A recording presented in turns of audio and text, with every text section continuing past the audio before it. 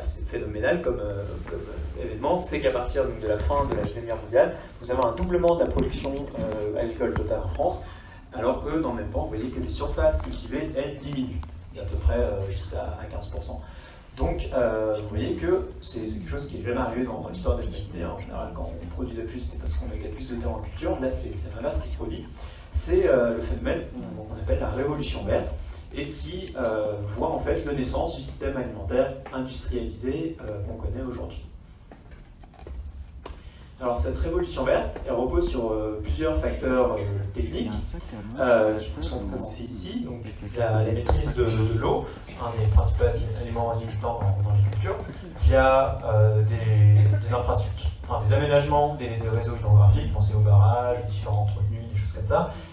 Puis aussi à du matériel comme des pompes, comme des tuyaux souples qu'on a pu utiliser pour irriguer les champs.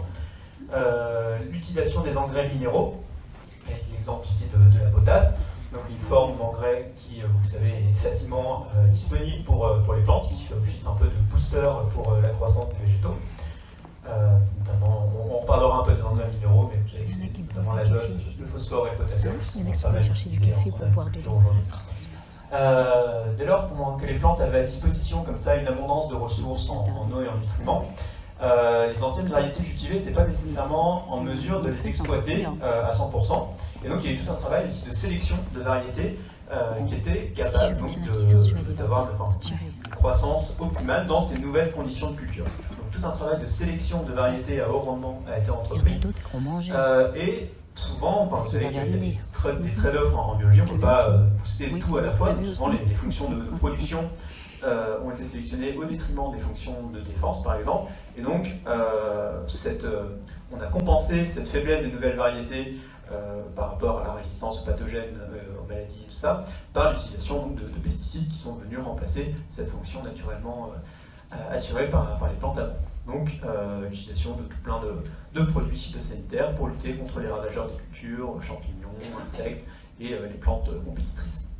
Donc, ces 4 éléments, irrigation, engrais minéraux, sélection variétale et pesticides, ont vraiment permis au rendement d'exploser. Vous prenez le blé par exemple, on est passé de quelque chose entre 10 et 15 quintaux par hectare à aujourd'hui environ 70 quintaux en moyenne. Vous voyez que c'est vraiment une évolution considérable des rendements. Et on a un autre élément qui est super important, qui lui n'a pas tant fait augmenter les rendements en tant que tel, mais qui a fait augmenter la productivité du travail et qui a donné en fait à la société telle qu'on la connaît aujourd'hui sa forme. C'est la motorisation de l'agriculture. Alors c'est pas la mécanisation, il y a une petite nuance à faire ici. La mécanisation en fait elle avait déjà commencé dès le 19e siècle avec la révolution industrielle. Vous voyez ici par exemple une photo prise aux États-Unis dans une grande plaine céréalière au début du XXe siècle. Et donc vous voyez qu'on avait déjà une moissonneuse qui était fortement mécanisée, mais qui était tractée par des chevaux. Donc là l'énergie était fournie par la biomasse, via l'intermédiaire des animaux de trait. Et donc là vous avez un attelage d'une trentaine de chevaux qui fournit donc l'énergie mécanique à cette machine.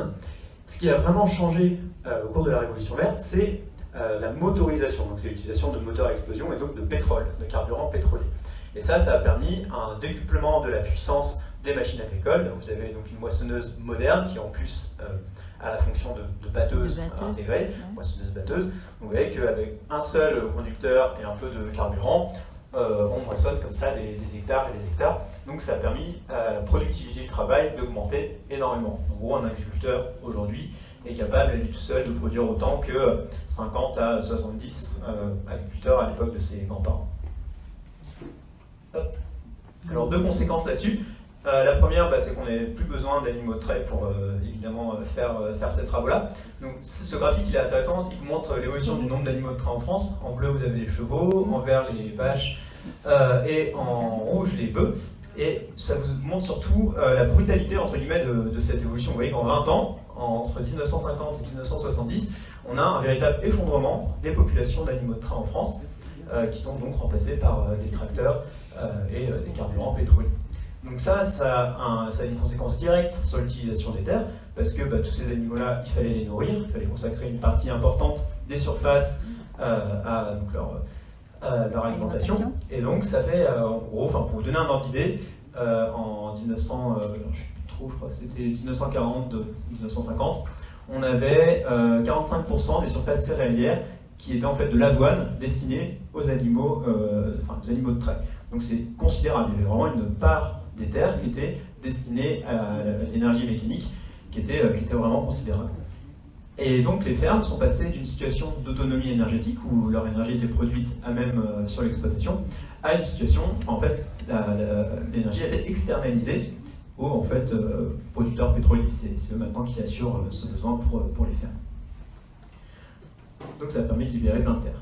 Autre conséquence de la motorisation, c'est évidemment la diminution du nombre d'agriculteurs. Il y a besoin de moins de personnes pour produire autant. Et donc ça a permis à des gens d'aller travailler dans les usines et dans les bureaux. Et donc la structure de l'économie d'une société comme la nôtre aujourd'hui, qui est extrêmement tertiarisée, avec beaucoup d'emplois de bureaux, en fait, c'est rendu possible par cette révolution verte, par le fait qu'une toute petite fraction de la population, aujourd'hui à peu près 3%, est capable de nourrir l'ensemble des autres. D'accord ? Alors, sur les paysages et les systèmes agraires, ça a aussi des conséquences évidentes. Hein. C'est une grande homogénéisation des paysages. Donc là, vous avez une photo d'une commune dans le Loiret, qui est dans la Beauce, hein, les grandes plaines céréalières. Vous voyez qu'on passe... donc on avait un système au milieu du siècle dernier avec des toutes petites parcelles allongées comme ça. On passe à des grands open fields aujourd'hui avec souvent des monocultures. Là ça se voit pas trop sur ce dessin, mais il y a aussi une disparition de ce qu'on appelle les éléments naturels ou semi-naturels des paysages. Pensez aux haies, aux arbres isolés, aux bandes fleuries, aux zones humides, etc. Donc tout ça en fait disparaît lors d'une grande simplification des agrosystèmes. Donc on a un phénomène d'homogénéisation qui se fait à plusieurs échelles, donc à l'échelle des paysages, comme c'est bien illustré ici, à l'échelle même des exploitations elles-mêmes, avec la simplification par exemple des rotations culturales. Par exemple, on va faire simplement blé, maïs, ou enfin voilà, on avait des rotations qui étaient beaucoup plus diversifiées avant, qui parfois se faisaient sur 5 à 8 ans. Aujourd'hui, il y a des régions où on cultive du maïs à longueur de... une année après l'autre. À l'échelle des exploitations, simplification également. Et d'ailleurs, les systèmes de polyculture et élevage sont aujourd'hui minoritaires. Les exploitations se spécialisent également, en général, dans un type de production. Et cette spécialisation, on la retrouve à l'échelle des grands territoires français, des grands territoires agricoles, avec des régions qui vont se spécialiser par exemple dans l'élevage, pensez à la Bretagne, et d'autres dans la culture céréalière, comme ici dans la Beauce. Avec évidemment des problèmes posés d'un point de vue des grands cycles biogéochimiques, parce que des régions d'élevage concentrées génèrent beaucoup d'effluents qu'il faut pouvoir gérer après, plus évidemment bien d'autres problèmes associés à cela. Donc, concentration des fermes, c'est donc une concentration économique, hein, finalement, c'est des fermiers qui rassemblent plusieurs hectares pour leurs activités économiques. Et cette concentration, en fait, elle ne concerne pas seulement les fermes, mais l'ensemble des acteurs du système alimentaire. Rappelez-vous, je vous ai dit que la fonction, par exemple, de production d'énergie avait été externalisée. Ce n'est pas la seule. En fait, la plupart des intrants qui aujourd'hui rentrent dans les fermes sont fabriqués par des acteurs économiques spécialisés, des industries semencières, des fabricants d'engrais, des fabricants de produits phytosanitaires. Et de la même manière, en aval, les activités de transformation, de commercialisation des produits, elles aussi ont été prises en charge par d'autres acteurs. C'est plus les fermiers eux-mêmes, la plupart du temps, qui vont vendre leurs grains au marché, etc. Et il y a eu aussi un phénomène de concentration très fort sur ces autres acteurs économiques, avec des gros oligopoles qui se sont constitués. L'exemple peut-être le plus frappant, c'est la grande distribution. Aujourd'hui, on a 6 enseignes en France qui s'accaparent plus de 90% du marché de la distribution. Mais ça concerne aussi les grands groupes de l'agro-industrie, pensez aux firmes semencières, à l'agrochimie, enfin, voilà. Gros phénomène de concentration économique également autour des fermes. Donc finalement, le système alimentaire moderne, donc, qui est industrialisé, ça ressemble un petit peu à ça. C'est un schéma qui vous illustre aussi le fait que la question de l'alimentation, elle ne se résume pas du tout à la question agricole. D'accord ? Les fermes ici, vous le voyez, c'est un élément au sein d'un système beaucoup plus complexe, avec des liens de dépendance entre tous les acteurs qui sont essentiels. Et du coup, ça vous montre un peu la complexification qui a eu le jour aussi avec la Révolution verte. Donc, je vous ai parlé des activités en amont, des activités en aval, et la consommation, l'acte de manger et les choix alimentaires font aussi évidemment partie de ce système-là, jusqu'à même en fait la gestion de nos excréments, de nos déchets. Et on reparlera aussi un petit peu de ça à la fin de l'exposé. Et alors oui, un truc, je pensais à ça, parce qu'avec les élèves, ça peut être intéressant justement pour leur faire ressentir un petit peu cette complexité. Quelque chose que j'avais essayé de faire à la fois, c'était de leur faire prendre en fait une liste d'ingrédients d'un produit banal comme un yaourt à la fraise, et d'essayer de retracer l'origine de ces différents ingrédients. En fait, on voit que juste avec un yaourt, on a des trucs qui viennent de 3 continents différents, avec des procédés industriels très complexes. Pensez au sucre, avec la betterave sucrière qui est traitée dans des usines. Enfin, il y a tout plein de choses en fait qui peuvent être illustrées avec simplement une liste d'ingrédients et qui fait un petit peu ressentir ces choses-là. Donc ça peut être des pistes de réflexion intéressantes. Alors, ce système alimentaire industrialisé, il est très efficace pour produire donc, des quantités de matières agricoles importantes. Hein. C'est pour ça, entre guillemets, qu'il a été, ça a été, disons, la principale chose qui a été recherchée lors de son évolution, produire beaucoup pour pas très cher. Mais il se heurte aujourd'hui à des limites. Alors, il n'y a pas que lui, l'ensemble de notre société fait face à ces limites, mais moi je vais rester un peu focalisé sur la question des systèmes alimentaires. Et ces limites sont de diverses natures. Donc on peut commencer par celle qui peut être la plus emblématique, qui est le changement climatique. Donc là aussi c'est quelque chose que vous connaissez plutôt très bien, je pense. Simplement pour vous rappeler l'évolution lors des derniers cycles glaciaires interglaciaires, vous avez en bas l'évolution du taux atmosphérique en dioxyde de carbone et de la température moyenne du globe. Et ce qui est intéressant de constater, c'est qu'une variation, le passage de la dernière période glaciaire à la période interglaciaire actuelle, vous voyez qu'on passe d'un système avec des glaciers très étendus, un niveau des mers qui est 100 mètres plus bas, des écosystèmes qui n'ont rien à voir avec ceux qui sont ceux de l'Europe par exemple aujourd'hui. Ça correspond à une augmentation moyenne de 5 à 6 degrés en 10 000 ans. Donc ça c'est à peu près ce qui se passe. Donc ça a des conséquences majeures évidemment sur les écosystèmes. Et ce qu'il est important d'avoir comme ordre de grandeur en tête, c'est donc voilà aujourd'hui où on en est. Vous voyez que le surplus de dioxyde de carbone qui a été émis via les activités industrielles, la combustion d'énergie fossile, la déforestation et nos activités aussi agricoles, comme le méthane des ruminants, vous voyez que ça occasionne un surplus de CO2 atmosphérique qui n'a pas d'équivalent dans les derniers 3 millions d'années. On peut même remonter assez loin comme ça. Et donc, quand vous le comparez un peu à ce qu'il y a en dernier cycle qu'il y a eu, vous voyez qu'une augmentation d'une cinquantaine de ppm, allez, disons 100 même ppm, ça envoie quelque chose, ça occasionne un changement d'environ 5-6 degrés. Donc là, on se dirige vers en fait, des choses dont on n'a pas d'équivalent vraiment de comparaison dans les derniers millions d'années. En fait, il faudrait remonter à la crise crétacé-tertiaire pour avoir une idée d'un changement climatique aussi brutal et aussi rapide. En fait, c'est vraiment quelque chose qui est rarement peut-être mis en avant dans la question du changement climatique, c'est sa brutalité, sa rapidité. En fait, là, on assiste à un changement qui est 100 fois plus rapide que la dernière transition période glaciaire, période interglaciaire. Et donc, à cette vitesse-là, on n'a aucune idée de comment nos écosystèmes peuvent réagir, comment nos sociétés, en fait, aussi peuvent s'adapter. Donc, il y a une histoire, certes, l'amplitude, ça peut varier d'une forte amplitude, mais la vitesse, elle, c'est du jamais vu, en tout cas depuis 65 millions d'années. Alors, d'un point de vue alimentation, évidemment, ça a des conséquences. Donc ça, c'est le même graphique que tout à l'heure. Et cette fois, j'attire votre attention sur 3 dates, 3 années, où vous voyez qu'il y a un grand trou dans la production alimentaire. Alors, 1976, c'était une sécheresse considérable. Je ne sais pas si parmi vous, il y en a qui l'ont vécu.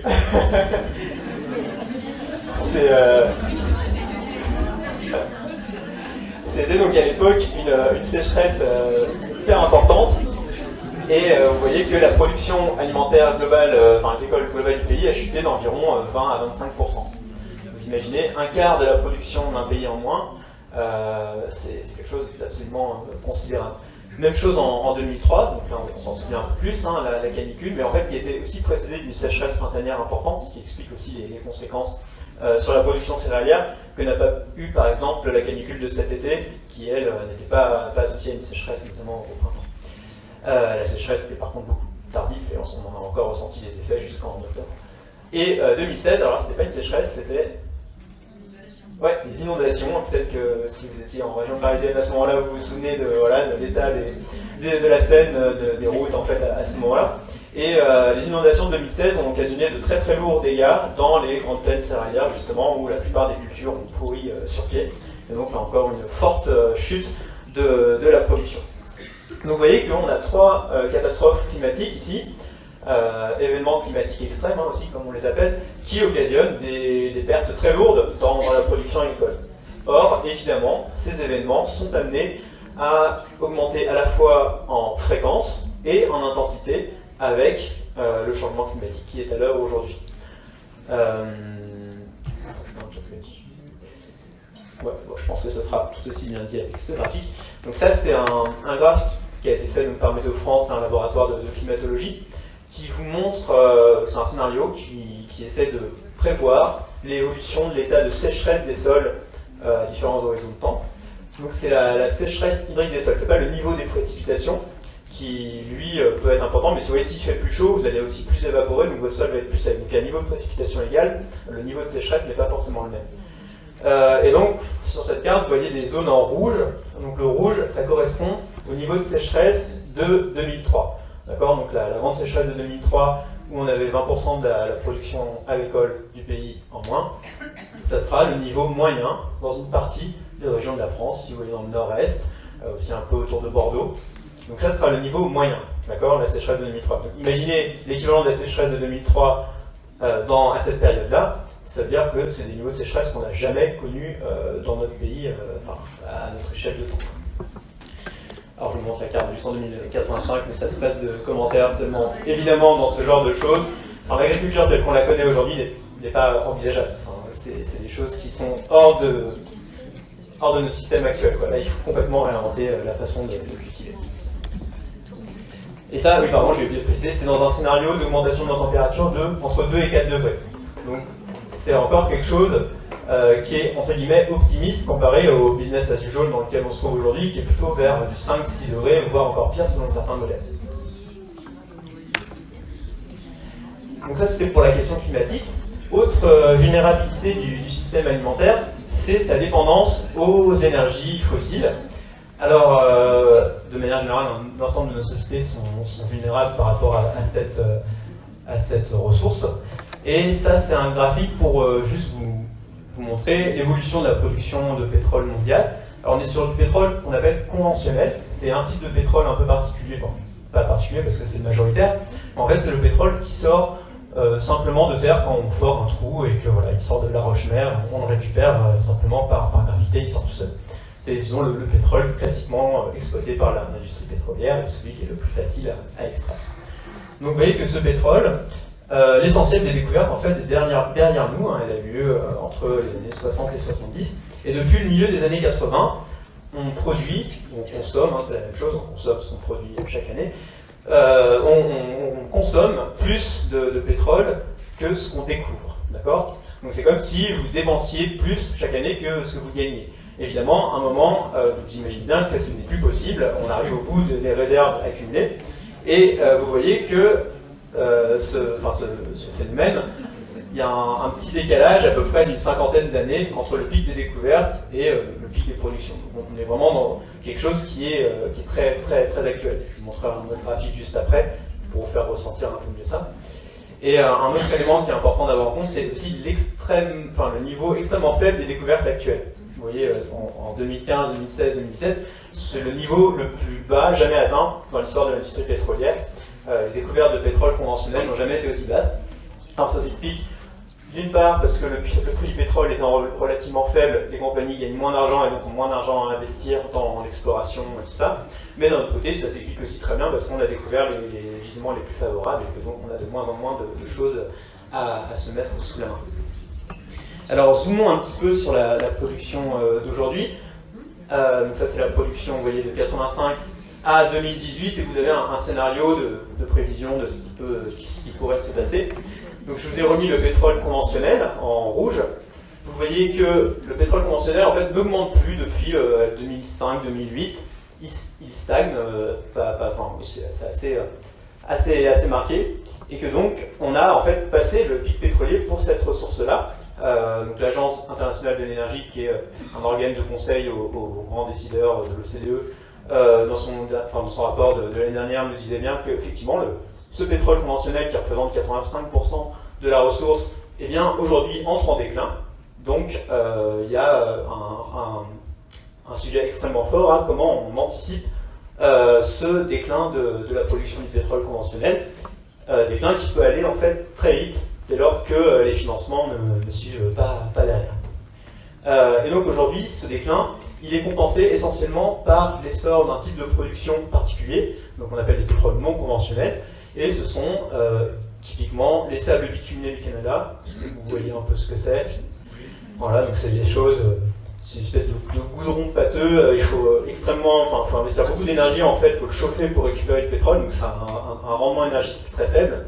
Et l'autre ressource qui elle aussi fait pas mal parler d'elle, ce sont les pétroles entre guillemets de schiste, qu'il faudrait plutôt appeler pétrole de réservoir compact, parce qu'en fait ce sont des pétroles qui sont piégés dans les roches, où on a beau forer, la roche n'est pas suffisamment perméable pour le faire sortir, donc il faut fracturer la roche, la fracture hydraulique, pour récupérer la ressource. Et donc ça c'est très développé, aux États-Unis essentiellement, parce que les conditions s'y prêtent. Et vous voyez qu'en fait, depuis 2008, l'essentiel de l'augmentation de la production de pétrole mondial, ce sont les États-Unis qui l'ont assuré, parce que le reste du monde est en déclin, subi, géologiquement contraint. Et donc, cette production américaine, en fait, selon le scénario de l'Agence internationale de l'énergie, c'est notre seule voie de sortie, entre guillemets, notre seule possibilité pour augmenter encore, à l'échelle de 2025, la production mondiale. Autrement dit, il faudrait que cette production-là triple entre sa production en 2017 et 2025 pour éviter un choc pétrolier, une contraction, un défaut d'approvisionnement à l'échelle mondiale. Ce scénario-là, l'Agence internationale de l'énergie elle-même le juge très improbable. Donc elle-même, en fait, nous dit que dans les 5 ans qui viennent, on risque de faire face à un choc pétrolier, avec des conséquences évidemment économiques, géopolitiques qui sont très difficiles à prévoir, mais on s'imagine que ça va être très très facile à gérer. Alors, sur la question de l'alimentation, ça je vais passer. C'est un graphique qui pourrait être intéressant, vous pourrez le regarder à tête reposée. Ça montre les différentes sources d'énergie qu'on investit dans le système alimentaire. Et vous voyez qu'on passe d'une énergie essentiellement dérivée de la biomasse via les animaux de trait à des énergies fossiles. Et en fait, une grande part de la consommation énergétique des exploitations, c'est pas tant les tracteurs, mais c'est indirectement la fabrication des engrais. Les engrais, notamment les engrais azotés, sont fabriqués dans des gros complexes industriels, comme ici en haut à gauche, via une réaction chimique qu'on appelle la réaction de Haber-Bosch, qui consiste à fixer le diazote atmosphérique sous des formes réactives comme l'ammoniac, l'urée. Et ça demande beaucoup d'énergie comme procédé, et notamment du gaz naturel. Mais le gaz, en fait, est soumis exactement aux mêmes problématiques d'épuisement que le pétrole, et donc le pic gazier risque de survenir dans les 20 années qui viennent, de la même manière qu'on aura un problème d'approvisionnement en pétrole. Donc ça pose des questions sur notre capacité à garantir un approvisionnement en engrais minéraux qui, on l'a vu, était un des éléments techniques absolument essentiels à la révolution verte et donc au rendement qu'on connaît aujourd'hui. Donc il n'y a pas que l'azote comme engrais, il y a aussi, on a parlé du phosphore et du potassium. Là vous avez une mine de phosphore au Togo, avec une excavatrice, vous voyez, assez colossale. Il y a tout un tas aussi, évidemment, de bulldozers, de camions, de tractopelles qui participent à l'exploitation de ce type de ressources. Et tout ça, ça ne roule pas autrement qu'avec du diesel, des carburants pétroliers. Donc vous voyez que la problématique en fait, pétrolière se répercute indirectement sur la problématique des engrais. Alors, c'est pas le seul endroit où on a besoin de pétrole, les fermes, pour se nourrir au quotidien, évidemment. En fait, l'essentiel de l'énergie qui est utilisée dans le système alimentaire, c'est au niveau des transports. On a vu la complexité du système alimentaire tout à l'heure, avec tout plein d'usines interconnectées les unes avec les autres. En fait, les transports sont le sang, le flux vital qui permet au système alimentaire de fonctionner. Pour vous donner quelques chiffres, pour vous représenter ça, en France, on a tous les jours 30 000 semi-remorques qui baladent sur 500 km des denrées alimentaires. C'est considérable. Et si vous le ramenez à l'échelle individuelle, pour vous représenter encore un peu plus ce que c'est, ça correspondrait à 800 kg de matières brutes agricoles, de produits transformés, transportés sur 10 km chaque jour pour vous nourrir, vous. D'accord? Sachant qu'on mange chacun entre 2 et 2,5 kg de nourriture, plus de l'eau par jour. Donc ça vous montre un peu la disproportion, le caractère presque vertigineux de tout ça. Donc évidemment, quand vous mettez ces données-là en relation avec les données du pétrole et de son épuisement, ça pose des questions plus qu'individuelles même. Ça pose des questions très fortes sur notre capacité collective à assurer notre sécurité alimentaire dans les années qui viennent.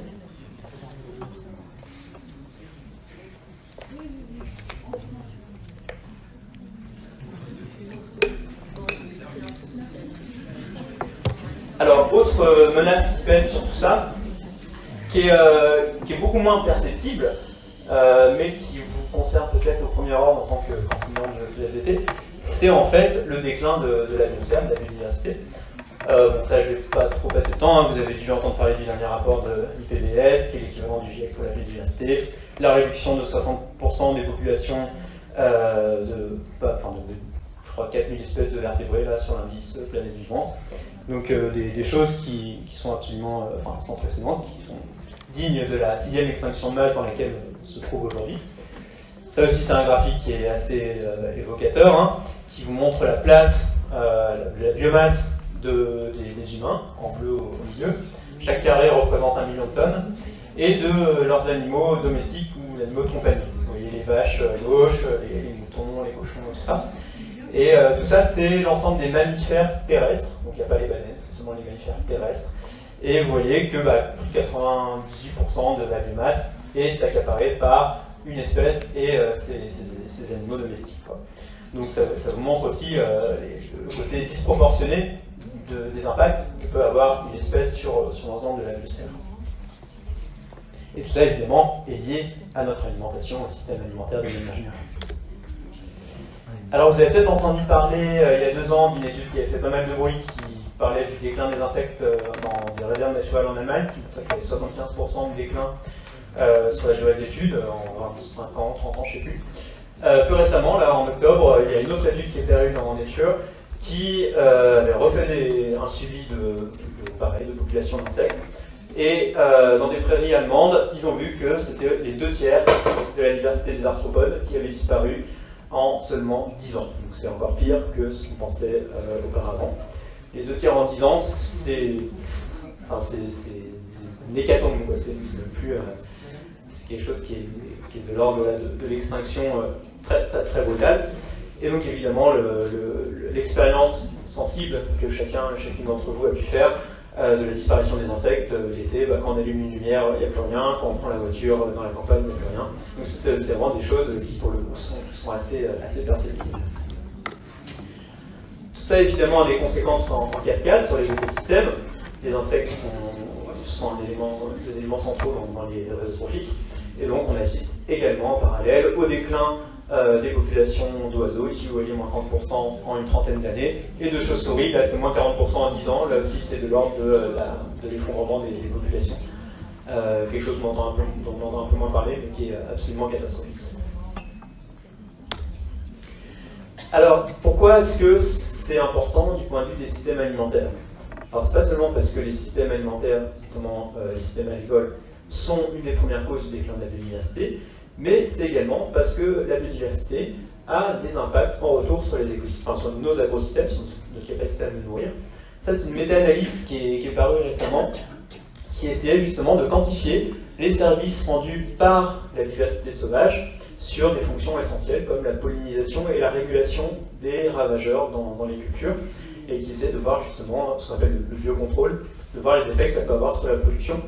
Alors, j'ai essayé, mais les modèles qu'ils utilisent sont extrêmement compliqués, j'ai pas encore tout compris, donc je comprends pas encore trop les chiffres à quoi ils correspondent, mais simplement, vous voyez que quand c'est en noir et plus c'est gros, plus ça a un effet important.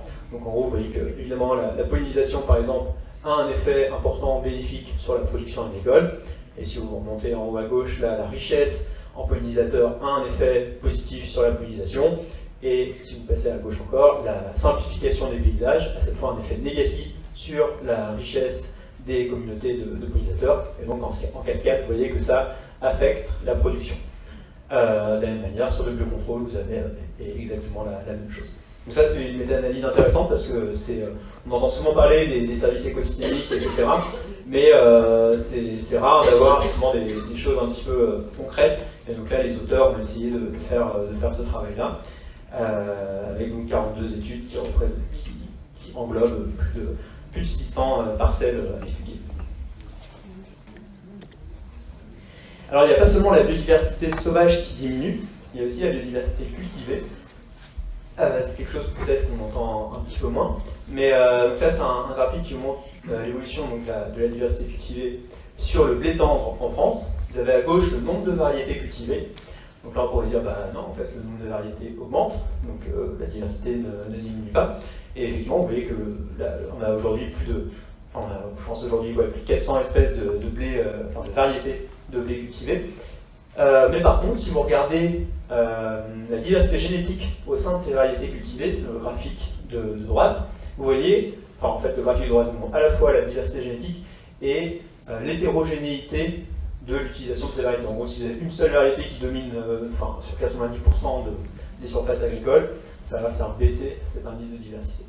Donc vous voyez qu'en fait cet indice a beaucoup diminué depuis le début du siècle dernier, a eu un point bas dans les années 70, a remonté légèrement, puis reprend sa descente aujourd'hui. Donc en fait, grosso modo, l'augmentation du nombre de variétés, si toutes ces variétés en fait sont très proches génétiquement, et en fait c'est le cas, toutes les nouvelles variétés de blé vont changer un gène ou deux pour s'adapter à tel pathogène ou faire améliorer telle fonction, mais globalement le patrimoine génétique reste très similaire. Et vous voyez, c'est un peu ce qui illustre ce graphique-là. Donc, une grande homogénéité génétique dans les cultures aujourd'hui. Pourquoi est-ce que c'est un problème, ça là, c'est pas à vous que je vais apprendre, mais la diversité génétique des populations, c'est évidemment un facteur de résilience face à diverses perturbations. Alors peut-être que vous avez appris le cycle de la rouille du blé pendant vos études, avec des souvenirs peut-être un peu douloureux. Je veux qu'on se dise que ça ne sert à rien, cette maladie a complètement disparu des campagnes. Et ce qui est assez vrai, aujourd'hui la rouille du blé c'est assez anecdotique dans les calamités agricoles. Sauf que on s'est rendu compte qu'il y avait plusieurs souches très virulentes qui avaient réémergé récemment, au cours des années, depuis le début des années 2010. Il y a plusieurs rouilles du blé, il y a la brune, la noire, la jaune, mais en fait dans chacune on arrive à trouver comme ça des souches qui émergent et qui se propagent et qui ont un potentiel de destruction assez colossal. Vous voyez que certaines études ont montré par exemple au Royaume-Uni que 90% des variétés de blé cultivées étaient sensibles à ces nouvelles souches virulentes de rouille. Donc quand vous avez une attaque de rouille sur un champ, c'est pas tout le champ qui est anéanti, mais ça fait des baisses de production qui peuvent aller jusqu'à 40-50%. Donc évidemment, une grande homogénéité des espèces cultivées, des variétés cultivées, peut derrière avoir des conséquences très graves sur la sécurité alimentaire d'un territoire. Exemple historique, c'était la famine irlandaise au milieu du 19e siècle, où la sécurité alimentaire des populations reposait à peu près à 80% sur une seule variété de pommes de terre, la Irish Lumper. Et donc, quand le mildiou est arrivé, il a pu se propager absolument partout parce qu'il n'y avait pas de diversité génétique. Et ça a constitué une des plus grandes familles de l'histoire, avec un quart de la population qui est soit morte, soit a dû partir ailleurs pour survivre. Alors, on va s'arrêter avec les mauvaises nouvelles. Je vous ai présenté donc 3 grands facteurs de vulnérabilité: changement climatique, épuisement des énergies fossiles et effondrement de la biodiversité. On pourrait en parler, on pourrait en citer d'autres malheureusement. On pourrait parler de la dégradation des sols, avec à la fois en termes de quantité, c'est-à-dire qu'il y a de moins en moins de surface agricole, il y en a de plus en plus qui est bétonisé, mais aussi en termes de qualité. Je sais pas, il y en a aussi beaucoup qui est érodé. Et en termes de qualité, c'est les problèmes de pollution diverses, par exemple liés aux microparticules de plastique. On sait que ça a des effets sur la germination des graines, sur les populations de lombriques. Ça peut être des résidus de pesticides, comme le cuivre. Vous savez qu'il y a beaucoup de territoires, notamment viticole, où les sols sont aujourd'hui complètement engorgés de cuivre. Enfin, voilà, il y a un problème de fertilité des sols à moyen terme qui se pose. On pourrait parler aussi de la disparition des paysans eux-mêmes. Aujourd'hui, on a 3% donc, de la population qui travaille dans l'agriculture. À peu près la moitié d'entre eux va partir à la retraite dans les 10 ans qui viennent. Et aujourd'hui, le taux de remplacement, c'est 1 sur 3. Donc Donc en gros, on aura encore un tiers des paysans qui vont disparaître dans les 10 prochaines années si on n'augmente pas ce taux-là. Et évidemment, avoir de moins en moins de personnes pour cultiver la terre, vous imaginez bien que c'est de plus en plus difficile d'arriver à des systèmes durables s'il y a de moins en moins de personnes pour s'en charger. Ça favorise au contraire des systèmes homogènes, faciles à travailler, hérités de la révolution verte. Donc voilà. Mais pourtant, face à ces vulnérabilités qui sont de diverses natures, des voies de résilience existent. Donc la résilience, c'est cette capacité, c'est un terme qui est employé dans plein de domaines, notamment en écologie. En écologie, c'est la capacité des écosystèmes à encaisser les perturbations et à maintenir leur fonction essentielle sans perdre par exemple la moitié des espèces et être complètement déstructuré. Donc pensez à un incendie de forêt. Après un incendie, vous avez des forêts qui sont particulièrement résilientes, où derrière il y a des plantes pyrophytes qui vont regermer rapidement et la végétation reprend rapidement son cours. Vous avez d'autres forêts qui ne sont pas du tout résilientes, où un incendie, souvent des forêts un peu dégradées justement par les activités humaines, où après un incendie, on reste à un état de maquis, même dans les écosystèmes méditerranéens, de garrigues ou de choses comme ça, on n'arrive plus à retrouver l'écosystème d'origine. Donc la résilience, c'est cette capacité-là, et on peut l'appliquer à plein d'autres domaines, notamment le système alimentaire. Donc dans notre cas, la résilience des systèmes alimentaires, c'est la capacité à maintenir le fonctionnement, en fait, à alimenter les populations sur le territoire, malgré donc les menaces et perturbations possibles dont j'ai pu parler. Alors dans le programme de recherche auquel je participe, on s'intéresse donc d'une part à caractériser les vulnérabilités qui pèsent sur et les menaces qui pèsent sur nos systèmes alimentaires. Donc je vous ai fait un petit résumé, mais également les voies de résilience qui peuvent être empruntées, et notamment par les collectivités territoriales, c'est-à-dire vraiment à l'échelle des communes, des communautés de communes, voire des départements, mais on s'intéresse surtout aux échelles communales et intercommunales, voir un petit peu quels leviers politiques peuvent être actionnés pour justement aller vers une véritable résilience au niveau du territoire. On pense que cette échelle d'action-là peut avoir des effets intéressants, et en fait, empiriquement, on voit que des fois, quand des maires s'emparent de ces sujets-là, ils peuvent localement faire des super choses et amener beaucoup plus de résilience dans leur système. Donc nous, c'est un peu ce qu'on essaie de faire, c'est donc de faire une sorte de conseil aux politiques publiques sur ces questions-là, et voir un peu ce qui peut être mis en place à leur niveau. Alors pour ça, c'est important de se représenter le système alimentaire dans sa complexité. C'est-à-dire que, évidemment, c'est ce que je disais tout à l'heure, si vous allez simplement regarder les agriculteurs et leur dire il faut que tu fasses tout en bio, tout en agroécologie, etc., c'est à la fois c'est pas très pertinent d'un point de vue sociologique, et ça manque de tact, et ça ne prend pas en considération les différentes pressions auxquelles ils sont soumis, mais surtout c'est passer à côté de l'ensemble des éléments qui font que le système alimentaire fonctionne.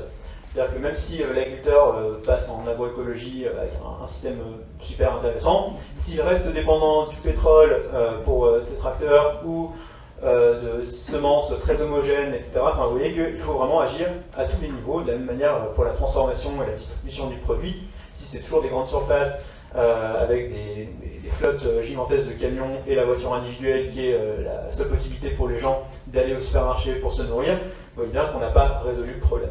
Donc c'est important de regarder le système alimentaire dans son ensemble, et c'est ce qu'on essaye un petit peu d'amener aussi comme considération, donc cette vision systémique.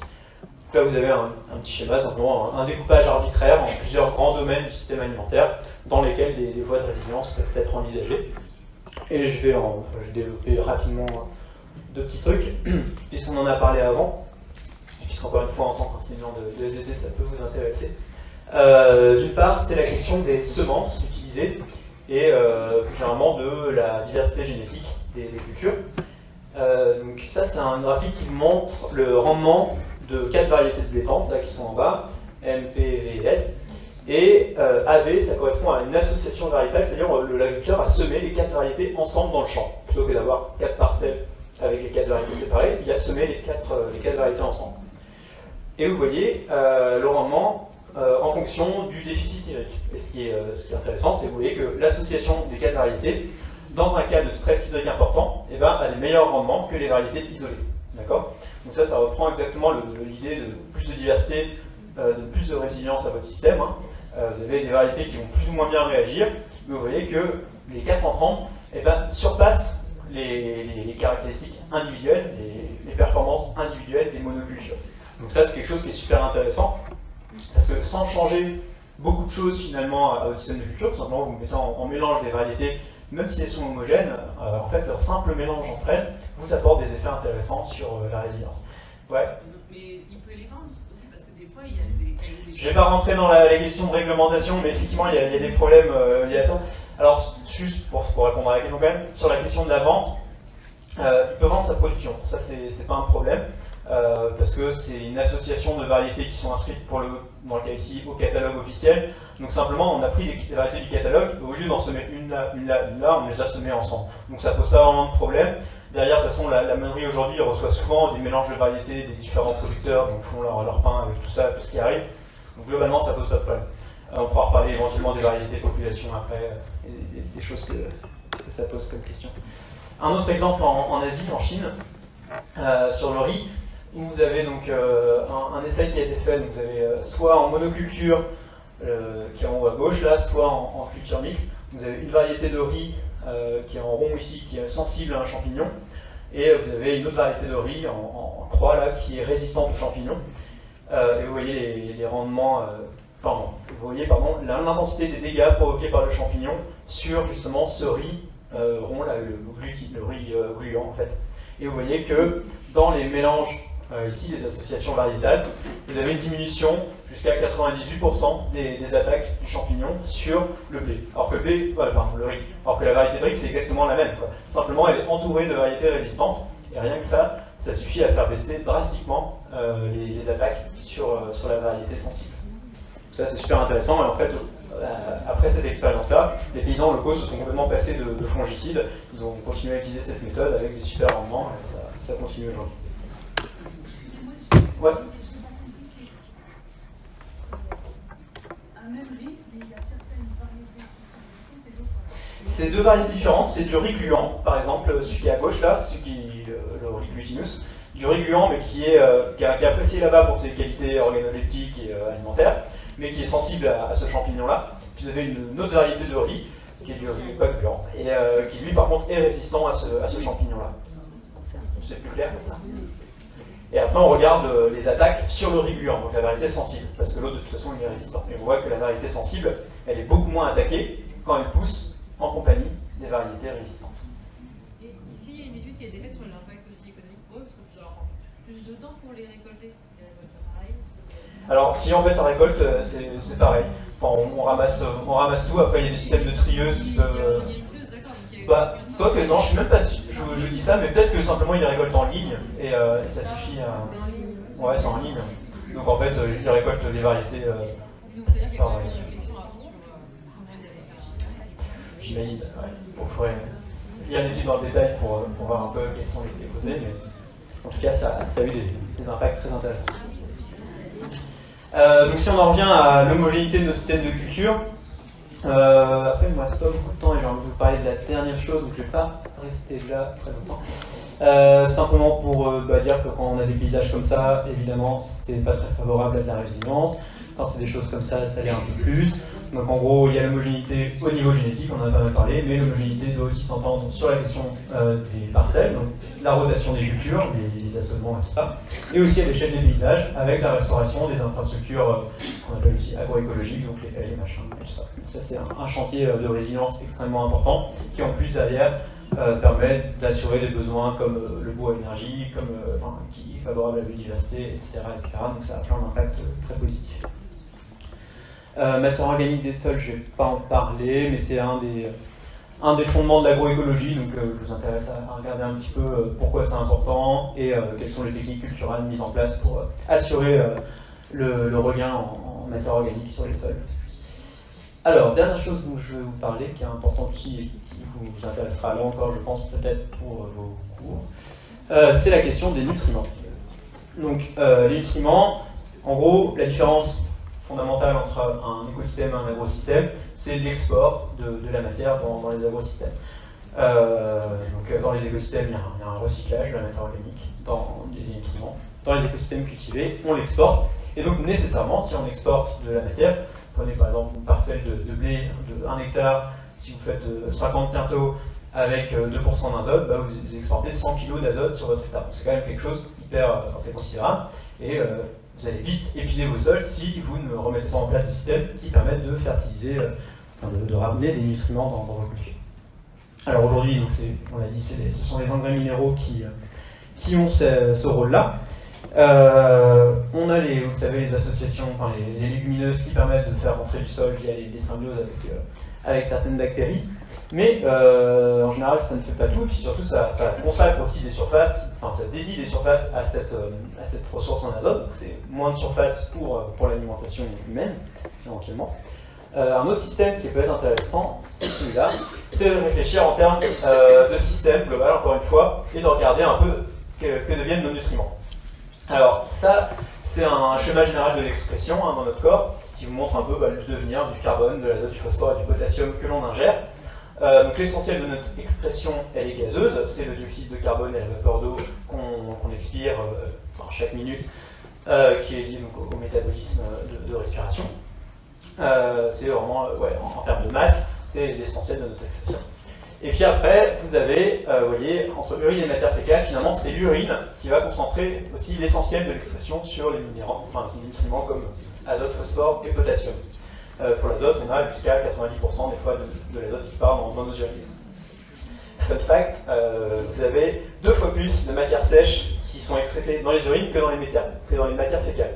C'est quelque chose dont on ne se rend pas compte, parce que intuitivement, quand on regarde, on se dit non, ça c'est plus lourd. Mais en fait, quand vous lyophilisez, si vous lyophilisez tous vos excréments, vous allez vous rendre compte que vous retrouverez 2 fois plus de matières sèches dans vos urines sur une semaine, par exemple, que dans vos matières fécales. Voilà, c'est rigolo. Donc,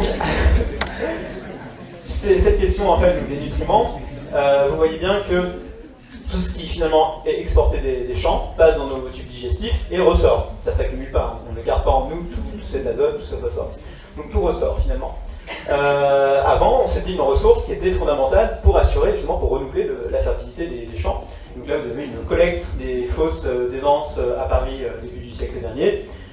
Et donc tout ça était ramené derrière dans les champs pour fertiliser les cultures, ça faisait partie intégrante du système alimentaire. Oui. Celle-là qui récupère ça pour les teintures. L'urine, c'est un fixateur de teinture. Je suis pas sûr qu'ils aient emmené ça dans les champs. En fait. Bah, je pense que si, en tout cas dans l'étude d'une personne assez calée sur le domaine, c'était présenté comme ça. Après, sûrement qu'il y avait une part des déchets qui étaient utilisés pour la teinturerie ou quoi, mais que j'ai pas les chiffres exacts, quelle proportion aurait pu être utilisée ou quoi, mais... Enfin, et puis pour répondre en fait directement à votre question, il y a aussi ce graphique-là, où justement on voit le taux de recyclage, le taux de valorisation agricole des nutriments, que vous voyez dans l'agglomération parisienne au cours des dernières années. Vous voyez la vidange des fosses, là, donc la photo avant, ça correspond quand même jusqu'à 30% du recyclage des matières. Donc, à moins que la personne qui ait fait cette thèse-là ait fait n'importe quoi, je pense qu'on peut raisonnablement penser qu'il y avait une certaine quantité qui était revalorisée de manière agricole. Vous voyez qu'il y a un grand pic avec la ligne rouge là, qui correspond à l'épandage des eaux usées. Ça, c'est au moment de l'instauration du tout à l'égout, où tous les nutriments du coup, convergent vers les eaux et sont récupérés et à l'époque étaient utilisés en épandage. Et vous voyez que ça se fait en fait de moins en moins, on a une diminution parce qu'après on met en place des stations de traitement et la ressource en fait dans les stations d'épuration, elle disparaît pour l'essentiel. L'azote, il retourne sous forme de diazote via l'action de bactéries dénitrifiantes. Et c'est pour ça qu'on perd la ressource fondamentalement dans les stations d'épuration. On capte un petit peu du phosphore, mais encore pas dans tout, ça dépend de l'équipement qui est utilisé. Et le potassium, essentiellement, lui, repart dans les eaux. Donc voilà, juste pour vous montrer que c'est quelque chose qui était d'importance vitale à l'époque pour assurer la fertilité des sols et donc la sécurité alimentaire. Voilà, et donc il y a un projet aussi à Paris de remettre ça un petit peu au bout du jour au quartier des grands voisins, à Saint-Vincent-de-Paul, je ne sais pas si vous connaissez cet endroit, mais il y a un futur lieu d'habitation qui va être imaginé et sur lequel ils aimeraient bien faire une gestion séparative des eaux justement vannes et pour les valoriser en agriculture. Voilà, je vais m'arrêter là. Il y a plein de choses encore dont on pourrait parler, évidemment. Je vous invite à jeter un œil à notre site internet, parce que j'ai aussi fondé une association qui s'appelle les Greniers d'Abondance qui s'intéresse à ces questions-là. On a un site sur lequel on présente un peu ces différentes problématiques. Il y a plein d'articles avec de la vidéo et tout ça, donc n'hésitez pas à regarder et merci à vous.